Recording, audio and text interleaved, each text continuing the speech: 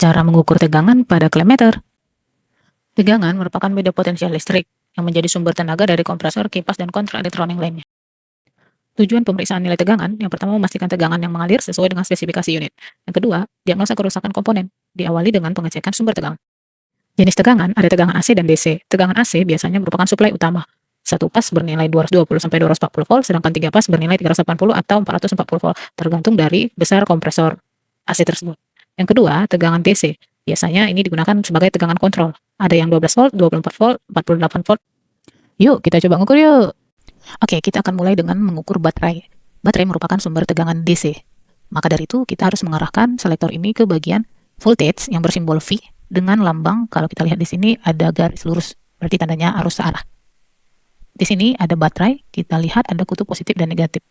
Kita bisa lihat ada tulisannya berapa nilai dari voltase yang tertera pada baterai. Di sini tertera 1,5 volt.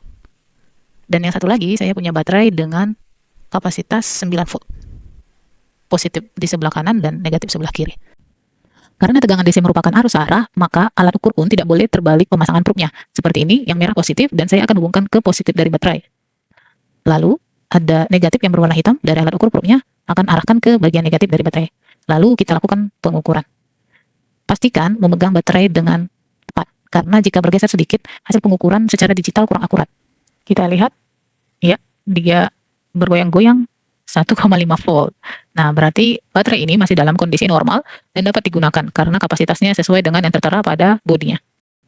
Nah, kita coba bagaimana kejadiannya kalau probe-nya terbalik. Ya, kita akan putar yang hitamnya negatif ke positif dan yang positif ke negatif.